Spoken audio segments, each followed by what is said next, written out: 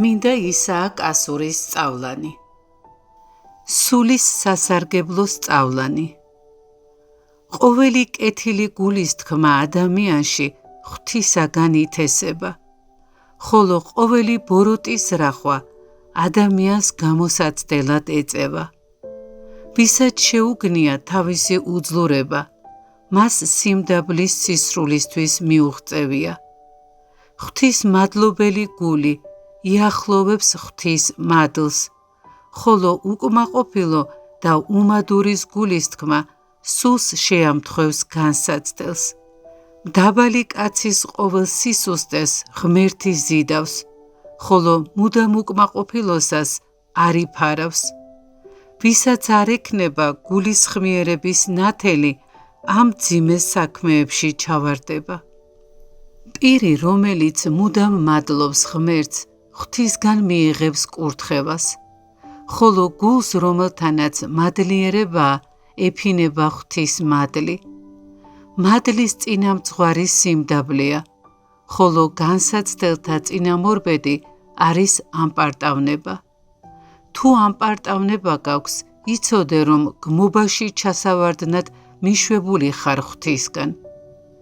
თუ შენი კეთილი საქმეებისთვის ქედმაღლობ, იცოდე, რომ მიგატოვებს ღმერთი და ჩავარდები სიძვაში, რადგან თუ მედიდურობ შენი სიბრძნით, მოგარიდებს მას ღმერთი და ჩავარდები უგუნურობის საფრთხესა და სიბნელეში. კაცი, რომელიც მოერიდება ღვთის ხსენებას, მის გულში ძვირი დამკვიდრდება მოყვასის მიმართ. ვინც ყოველ ადამიანს პატივს ცემს ღვთისთვის, იგი ღვთის ძალით ყველასგან მიიღებს პატივს ფარულად. რომელიც გაჭირვებულს ხელს შეაშველებს და უსამართლოდ დაჩაგრულის დასაცავად მის მავნებლებს სიტყვას მიუგებს, იგი თავის შემშველებლად თავად ღმერთს შეიძენს. რომელიც თავის ხელს ძმას შეაშველებს, იგი შეიძენს თავის დამხმარედ ღვთის ხელს. რომელიც თავის ძმას ბოროტად დააბეზღებს, იგი თავის მამხილებლად ღმერთს გაიჩენს. რომელიც თავის ძმას გულში გაამართლებს, ხოლო საკუთარ თავს დაადანაშაულებს, ასეთი ბოროტისგან თავს გადაირჩენს. ხოლო რომელიც თავის გულში ან სხვების წინაშე თავის ძმას მოატყუებს, იგი ამით განუკურნებელ სატკივრებს იძენს. ვინც თავის ძმას სიყვარულითა და სიტკბოებით ასწავლის სიკეთეს, იგი ამით განკურნავს თავის სნეულებებს. ხოლო ვინც ძმას ამხელს ხალხის წინაშე, იგი ამით თავის სატკივრებს უფრო გააძლიერებს. ვინც ძმას ფარულად უნკურნალებს, იგი ამით სიყვარულის ძალას გააცხადებს. ხოლო ვინც ძმას სხვების თანდასწრებით შეარცხვენს, იგი ამით თავის შურს გამოაჩენს. დაფარული მოყვარე მამხილებელი მკურნალია ბრძენი, ხოლო რომელიც მკურნალობს მას სხვების წინაშე, იგი არაა ნამდვილი მკურნალი, რადგან ის ძმას დააყვედრებს. ნიშანი წყალობისა არის პატიება ყველა დანაშაულისა, ხოლო ბოროტი გონების ნიშანია შეპასუხება ცოდვილი კაცისა. ვინც იმისთვის ასწავლის მოყვას, რომ განკურნოს მისი სული, იგი ასწავლის სიყვარულით, ხოლო ვინც ეძებს სასჯელს, მას არა აქვს სიყვარული. ღმერთი ადამიანებს ასწავლის სიყვარულით და არა მათი ცოდვების გახსენებით. იგი მუდამ ცდილობს, რომ განკურნოს თავის ხატად შექმნილი კაცი და გარკვეულ დრომდე მასზე ძვირს არ იტოვებს გულში. ეს არის სიყვარულისა და გულწრფელობის სახე და იგი ბოროტის ხსენებად არ გადაიქცევა. მართალი და ბრძენი კაცი მსგავსია ღვთისა. იგი არაფრით არ შეაწუხებს კაცს ცუდის გახსენებით, რათა ბოროტი მიუძღოს მას. არამედ სურს, რომ მოერიდოს ბოროტს და ამით ირგოს, ან და სხვები რომ შეაშინოს. ხოლო თუ ამ ორიდან არც ერთია, მაშინ ეს სწავლა არაა საღვთო. ვინც იმიტომ სჩადის კეთილსაქმეს, რომ მიიღოს სარგებელი, ასეთი სიკეთის ქმნას მალე მიატოვებს, ხოლო ვინც კეთილი გულისხმიერებით შეძლებს კეთილის ცნობას, ასეთსაც თავისი გულისხმიერება და ხედვა, რომელიც ღვთისგანა აქვს მიცემული, აკვირვებს. ასეთი კაცი კიდეც რომ აკუწონ, არც გონებას აიმაღლებს და არც სათნოებებს უარყოფს. ვინც გაანათლებს გონებას, რათა იმით საღვთო სიკეთენი მოიპოვოს, იგი სულითა და ხორცით შევა ღრმა სიმდაბლეში. რადგან ვიდრე სიმდაბლის გულისხმიერებას არ იგრძნობს, იგი დაწყნარებულ ცხოვრებას ვერ შეძლებს.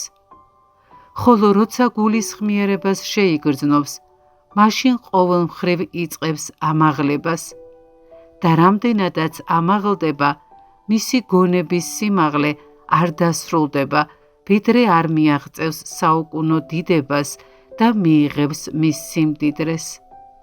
რამდენადაც კაცი ღვთის გზაზე სისრულეს მიუახლოვდება, იმდენად უფრო მეტად გაყვება უფალს, ხოლო ბოლოს მომავალ საუკუნო ცხოვრებაში ღმერთი თავის სახეს დაანახებს მას, რადგან რამდენადაც მიუახლოვდნენ მართალნი მის ჭვრეტას, მის სახეს როგორც სარკეში ისე დაინახავენ. აი მაშინ იხილავენ ისინი ჭეშმარიტ გამოცხადებას. როგორც ხმელშეშაზე აგიზგიზებული ცეცხლი ადვილად არ ჩაქრება, ასევე საღვთო მხურვალება, რომელიც ჩავარდება ქვეყნიურ ცხოვრებას განშორებული კაცის გულში, არ განელდება, რადგან ცეცხლზე უფრო მხურვალეა იგი. როგორც ადამიანის სხეულში მოხვედრილი ღვინო ეუფლება კაცს და მის გონებას ავიწყებს კეთილგონიერებასა და საქმის წვდომას, ასევე როცა ღვთის მოუკლებელი ხსენება მკვიდრდება კაცის სულში და ეუფლება მას, სტაცებს მის გონებას და აღმოფხრის იქიდან ხილული საქმეების ხსოვნას. გონება, რომელიც იპოვის წმინდა სულის სიბრძნეს, ემსგავსება კაცს, რომელიც ზღვაში იპოვის მომზადებულ ნავს, ჯდება მასში და გადაცურავს ამ ქვეყნიურ ზღვას და მიადგება ნაპირს მომავალი ცხოვრებისა. საუკუნო ცხოვრება ამ ქვეყანას წარმოდგენილი აქვს როგორც პატარა კუნძული ზღვაში და ვინც მიუახლოვდება მას, იგი აღარ ეძალება ქვეყნიურ საზრუნავებს ოცნებით. როგორც ვაჭარი მოითავებს რა თავის საქმეს ჩქარობს სახლში დაბრუნებას, ასევე მონაზონიც, რომელსაც თავისი სულის სავაჭროში არ მოუვაჭრია და მისი საფასე არ შეუძენია, სხეულიდან გასვლისას მეტად მწუხარია. ხოლო როცა მისი სული მდიდარია, რადგან ეს დრო კეთილად ასარგებლა და სასურველი შეიძინა, ამიერიდან სურს საუკუნო ცხოვრებაში დამკვიდრება. როგორც ვაჭარს, ვიდრე იგი ზღვაზე იმყოფება, შიში აქვს გულში, რომ არ აღელდეს ზღვა და დაღუპოს მისი ქონება, ასევე მონაზონს, ვიდრე ამ ქვეყანასაა, ეშინია, რომ არ დაუდგეს მკაცრი და ულმობელი ზამთარი და მან არ დაუკარგოს ყოველი შრომა და გარჯა, რომელიც მას სიჭაბუკიდან სიბერემდე დაუთმენია. როგორც ვაჭარი ელის ნაპირზე გასვლას, ასევე მონაზონი უნდა ელოდოს სიკვდილის ჟამს. როგორც მენავე მიცურავს რა ზღვაზე, ღამით მუდამ ვარსკვლავებს ადევნებს თვალს და ვარსკვლავების ყურებით მართავს ნავს, ვიდრე არ მიადგება ნავსადგურს, ასევე მონაზონი მუდამ მისჯერებია ლოცვას და იმით მართავს თავის თავს, ვიდრე არ მიადგება იმ ნავსადგურს, სადაც მას სწადია მისვლა. მოუკლებელი ლოცვით ხედავს მონაზონი იმ კუნძულს, სადაც სურს მას ნავის გაჩერება და როცა მიადგება მას, შეივსებს იქ საგზელს და ეხლა სხვა კუნძულისკენ აგრძელებს გზას. ასეთივეა მონაზონის მთელი ცხოვრებაც. იგი კუნძულიდან კუნძულისკენ მიემართება, რაც არის გულისხმიერებიდან გულისხმიერებამდე მისვლა. და ამ კუნძულთა ცვლაში, რაც გულის თქმათა ცვალებადობაა, მიდის მისი ცხოვრება, ვიდრე ზღვიდან არავა ხმელეთზე, ჭეშმარიტ ქალაქში, რომლის მოსახლეობაც აღარ ვაჭრობს, არამედ თითოეული თავისი სიმდიდრით ტკბება. ნეტარია მისი მგზავრობაც არ შეაშფოთა დიდმა ქვეყნიურმა ცხოვრებამ, დიდ ზღვაში ყოფნამ. ნეტარია ვისი ნავიც არ დაიმსხვრა და მყუდრო ნავსადგურს მშვიდობით მიადგა. ის, ვინც ირჯება ზღვაში მარგალიტის საპოვნელად, იხდის თავის სამოსელს და ასე შიშველი დაცურავს, ვიდრე არ იპოვის მარგალიტს. ასევე ბრძენი მონაზონი იშორებს თავიდან ყოველივე ამ ქვეყნიურ ნივთს და ასე ქვეყნიურ საქმეებისგან გაშიშვლებული მიუყვება გზას, ვიდრე არ იპოვის დიდად ღირებულ მარგალიტს, იესო ქრისტეს, და როცა იპოვის, შემდეგ აღარ ეძიებს სხვას, არამედ სათუთად ინახავს თავის საცხოვნებლად. როგორც მარგალიტს ინახავენ საცავში, ასევე მონაზონის მოსვენება ინახება დაყუდებაში. როგორც ფრინველი ეშურება თავისი ბუდისკენ, რათა გამოზარდოს ბარტყები, ასევე ბრძენი მონაზონი უნდა ისწრაფოდეს თავისი სენაკისკენ, რათა გამოზარდოს საკუთარი სული. როგორც კრუხი ჩქარობს ბუდესთან მისვლას, რათა არ გააგრილოს კვერცხები, ასევე ეკუთვნის მონაზონს, რათა იჩქაროდეს თავისი სენაკისკენ, რომ არ გაგრილდეს საღვთო მხურვალება. როგორც გული კაცისა, მთელი სხეული კიდეც რომ დაირღვეს, თავს მაინც იფარავს, ასევე ბრძენი მონაზონი მუდამ იფარავს თავის რწმენას, რომელიც არის თავი მისი ცხოვრებისა. როგორც ღრუბელი ფარავს მზის ბრწყინვალებას, ასევე მრავალმეტყველება ფარავს სულიერ გულისხმიერებას და აბნელებს სულის ნათელს, რომელიც ლოცვისას გონიერ თვალს მიეცემა დასანახად. არის ფრინველი, რომელსაც ეროდიოსი ეწოდება, როგორც ბრძენი ამბობენ, როცა განერიდება ადამიანთა სამყოფელს და მივა უდაბურ ადგილას, მაშინ მას გამოუთქმელი შვება და სიხარული ეუფლება. ასევე მოსვენებასა და სიხარულშია მონაზონის სული, როცა მოერიდება ერის ხალხს, წავა და უდაბნოში დამკვიდრდება და იქ დაასრულებს თავის ცხოვრებას. სხვა ფრინველია, რომელსაც სირინოსი ჰქვია და მასზე ამბობენ, რომ ვინც კი გაიგონებს მის ხმას, მაშინვე მას გამოუდგება, რადგან ფრინველის სასიამოვნო და ტკბილი ხმა ავიწყებს მას მთელ ქვეყანას და თავის ცხოვრებას. ასევე სული, რომელიც შეიგრძნობს ღვთის წყალობას, საუკუნო ცხოვრების სიტკბოებას, მაშინვე მთლიანად მიყვება მას და ავიწყდება ქვეყნიური ცხოვრება და ყოველი მისი სიტკბოება, საკუთარი თავის და მხოლოდ ღმერთთან მიახლების სურვილი უჩნდება. როგორც ხე თუ არ ჩამოცვივდა ძველი ფოთოლი, ვერ გამოიბამს ახალ ფოთოლსა და ნაყოფს, ასევე მონაზონი თუ არ მოიშორებს თავიდან ყოველ საქმესა და ძველი კაცის ხსენებას, ვერ გამოიღებს ახალი ადამიანის ნაყოფს ქრისტესგან.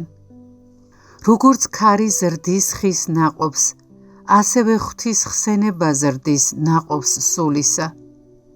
როგორც მიაკი, რომელშიც იშვება მარგალიტი, ჰაერისგან ღებულობს მარგალიტისთვის საჭირო მასალას და ვიდრე ამას არ იღებს იგი, იქამდე იგი არის ცარიელი და მასში არაფერი მოიძებნება, ასევე მონაზონის გული, ვიდრე მიიღებდეს ზეციურ საზრდოს გონიერად, იქამდე ცარიელია და მის შიგნით არ არის ნაყოფი ნუგეშინის ცემისა. როგორც ძაღლი, რომელიც ლოკავს ქლიფს, იგი თავის სისხლს სვამს და ვერ უცვნია თავისი ვნება, თავისი სისხლის სიტკბოების გამო. ასევე მონაზონი, რომელიც ცუდ მედიდურობის სასმელისადმია მიდრეკილი, იგი ღუპავს თავის ცხოვრებას და ვერ მიმხვდარა თავის შეცდომას, წარმავალი და დროებითი სიტკბოების გამო. ცუდმედიდობა ემსგავსება ზღვაში დაფარულ კლდეს, რომელსაც ვერ ამჩნევენ მეზღვაურნი, ვიდრე ნავი მას არ მიასკდება, რაც დიდად აზიანებს მას. ასევე ცუდმედიდი კაცი ვერ ხედავს თავის ბოროტ ვნებას, ვიდრე იგი მისგან არ ჩავარდება სხვა უარეს ვნებებში, რაც მას ღუპავს.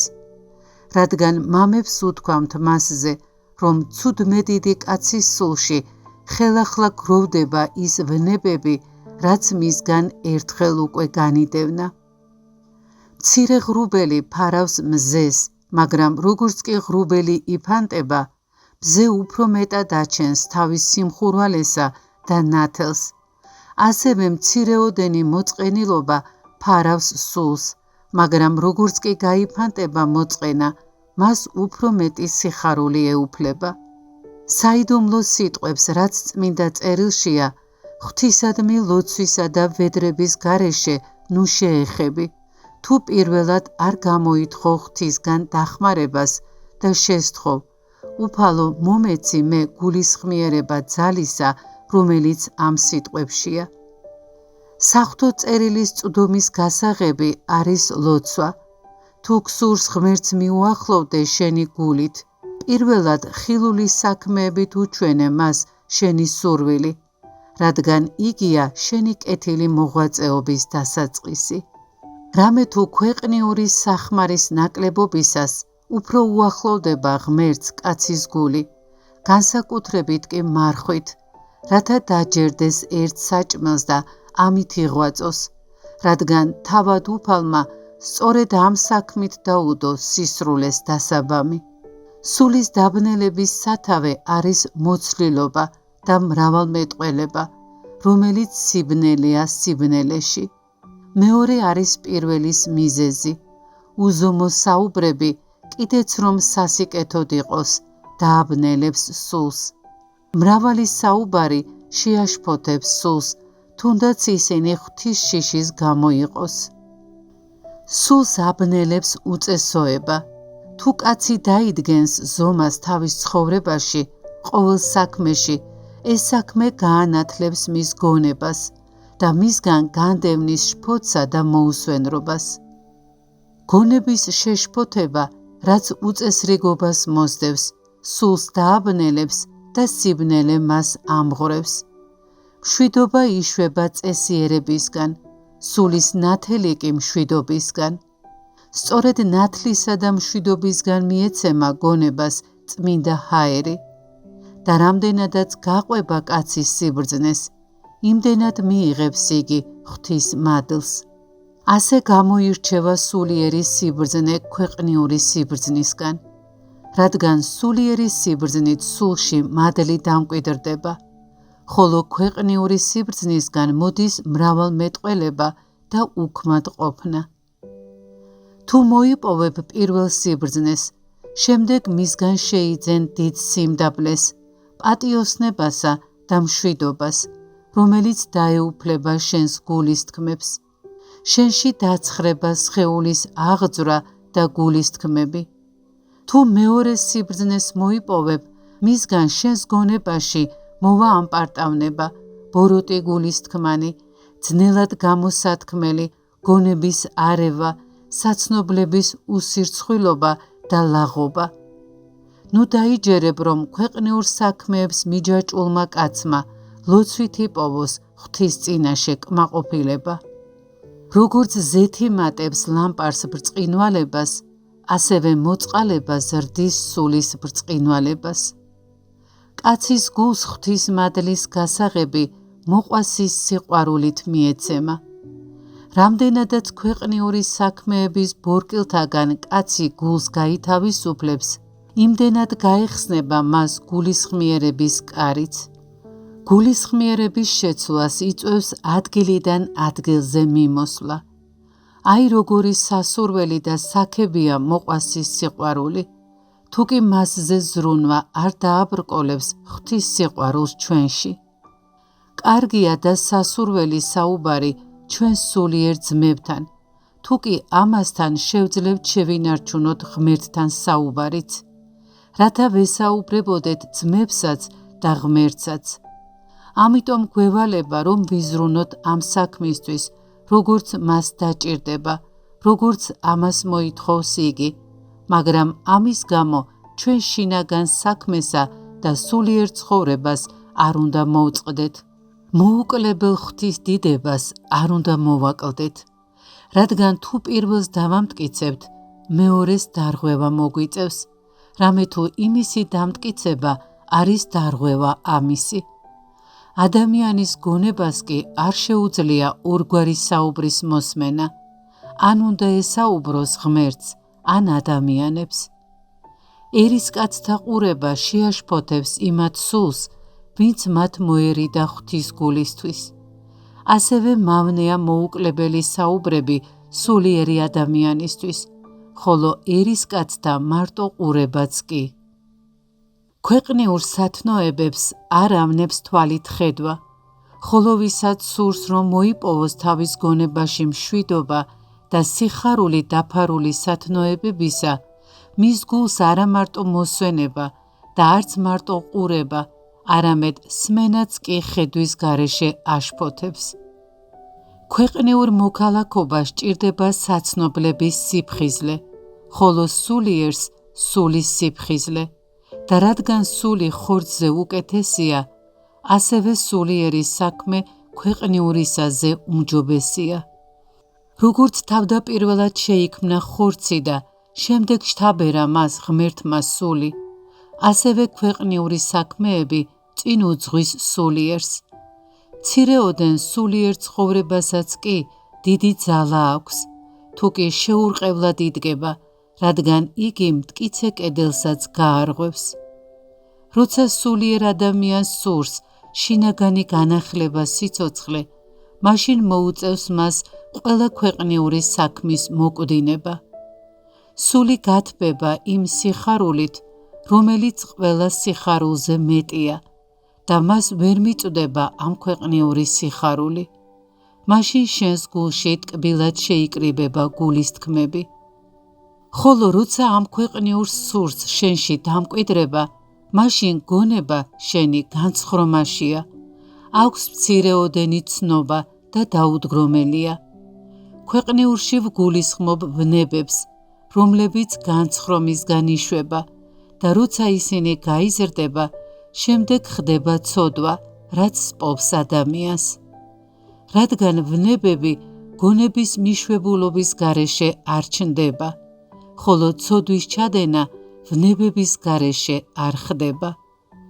როცა ჩვენში გაძლიერდება მოთმინება, იცოდეთ, რომ მაშინ საღვთო მადლის ჩვენთან მოსვლის დიდი სასწაული სრულდება და მისგანაა ეს ნუგეშისცემა.